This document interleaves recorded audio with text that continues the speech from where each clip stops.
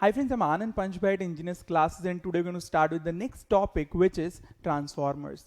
Guys, we people have studied single phase, we've studied three-phase circuits, we've understood how exactly we can calculate powers and all. So now we are going to apply all those single phase fundamentals, the fundamentals of Faraday uncle, all those things to learn this particular device. So what is a transformer? Transformer is a static device. It is utilized to transfer electrical power from one AC circuit to other AC circuit, and this is done with desired change in voltage and current, but without changing the frequency. So let us understand what exactly happens into the transformer. So let us say this is how we have a transformer. Everybody knows what is a transformer. We have transformers over here, but it is tough to get the one. Okay, fine. I've got a smaller one. I've got a smaller one. You can see this. You can see this. This is a transformer. This is a transformer. One is here. It is given over here 0 to 12. So this is secondary winding. This is primary winding. This is secondary winding. This is primary winding. These are how you came to know about it. It is written. I can see it over here. It is difficult for you to see this, but it is written over here 0 to 12 volts. So I know this is a step down transformer. Voltage ko kam karta hai. We people have studied certain things in 12th standard as well.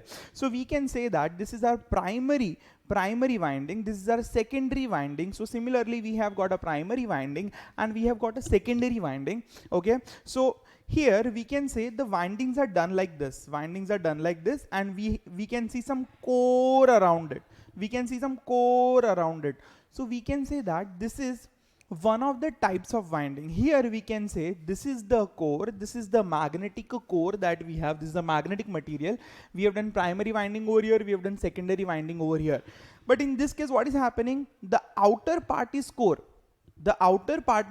And in between we are having winding. So this is a core type winding, where obviously in both the cases we are having a core, but here winding is surrounded to the core. Fine, we are winding, we are doing that winding around the core. Here what is happening? The core is around the winding. So this type is this particular transformer, if I say, it is covering the winding, and that's providing some sort of a shell to the winding, and that's why this type of a transformer is called as shell type transformer. This is called as core type transformer. Fine, so we understood transformer is having a primary winding, it is having a secondary winding. They are not physically connected, but they are magnetically coupled. Now what happens? The way I have told you, it is a static device. Fine, so it is never going to move. ठीक है? Okay, यहाँ पे क्या होता है? We give AC supply over here. We give single phase AC supply over with 50 hertz of frequency with some voltage V1. Fine, ठीक है? So due to that, some amount of current is gonna flow into the circuit. ठीक है?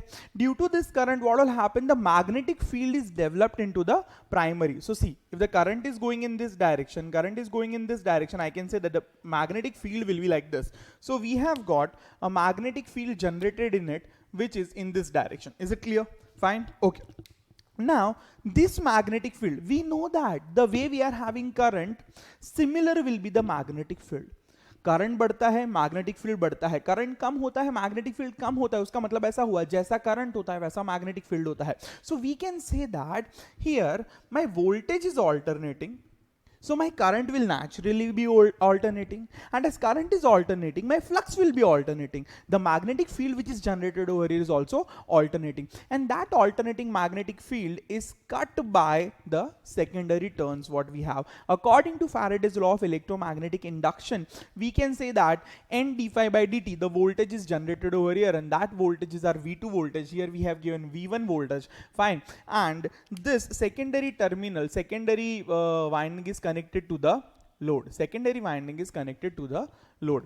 Is it clear? So I hope you have understood the basic principle how exactly transformer transforms. Fine.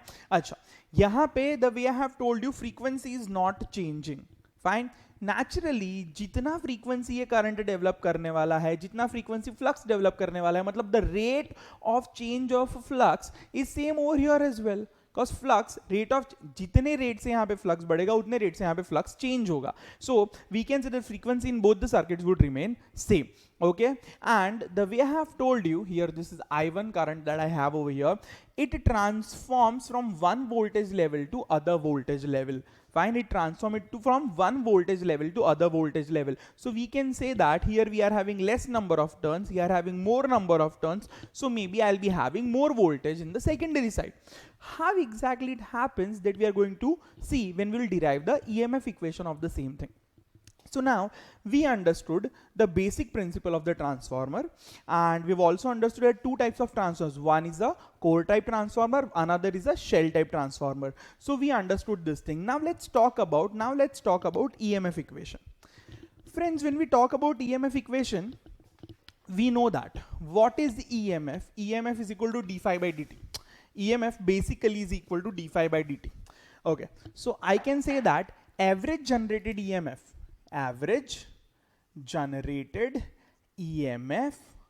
per turn is equal to d phi by dt.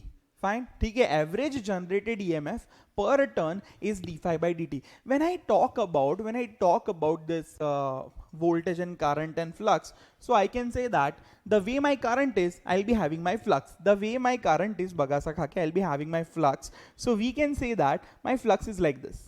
My flux is like this.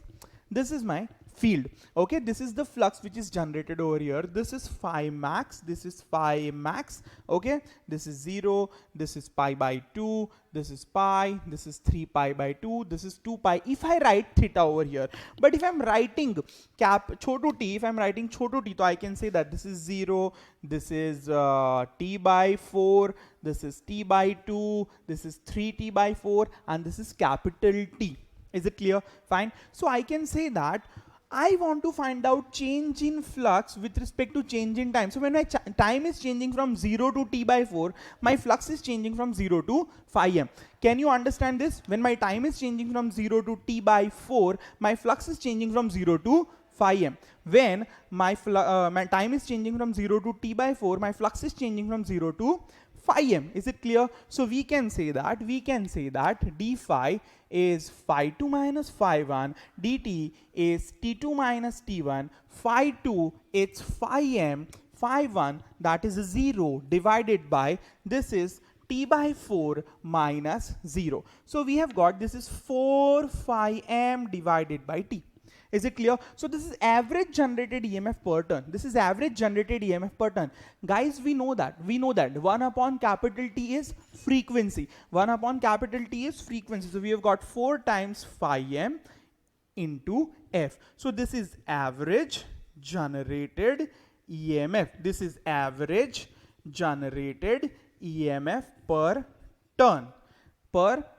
So if I want to find out average generated EMF, so what will happen? Turns will get multiplied by this particular term. Fine, pata chala. So we have got multiplied by number of turns. ये नीचे denominator का turn यहाँ पे आ गया. एक turn के लिए it is this much. For n turn it will be given by 4 phi mf into n. Now this is average EMF, average generated EMF. Friends, we always go for RMS values when it comes to AC. So I know that there is a relationship between average and RMS. There is a relationship between average and RMS. So RMS upon average is called as form factor, RMS upon average is called as form factor, which is 1.11 for sine wave, for sine wave. So we can say that RMS, average generated EMF, so I can say that RMS value of EMF, ERMS upon E average, which is equal to 1.11. So I can say that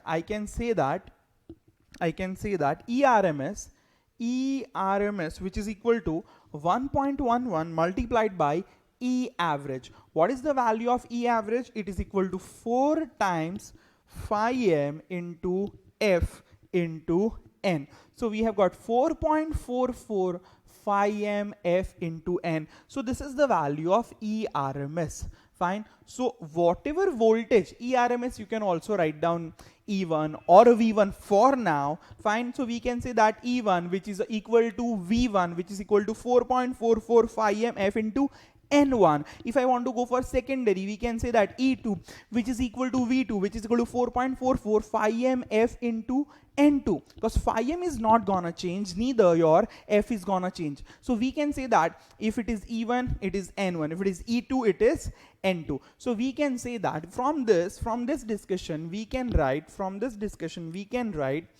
E1, which is right now V1, fine, we're talking about a very ideal case that we'll see later on. So E1 is equal to V1, which is equal to 4.44 phi m F into N1, E2, which is equal to V2, which is 4.44 phi m F into N2. And now if I'll go for the ratio, I can say that E2 by E1, which is equal to V2 by V1, which is 4.44, gone. Phi m gone. F gone. It is N2 by N1. It is N2 by N1. It is called as transformation ratio K. It is always E2 by E1, which is N2 by N1. Now, the way I have told you, the very first thing, whatever power consumption you have over here, the same power it is able to deliver. I mean, not consumption, I am sorry. Whatever power I'm transmitting, whatever power I'm sending over, the same power it will deliver over here. So we can say that E1 I1 is also equal to E2 I2. So we can say that E2 by E1, which is equal to I1 by I2. So E2 by E1 is what? N2 by N1. So it is also equal to I1 by I2. This is one of the most important equation of transformer. This is a very important equation of transformer that we have to remember. It will help us to solve many problems. Is it clear? Fine. Write down.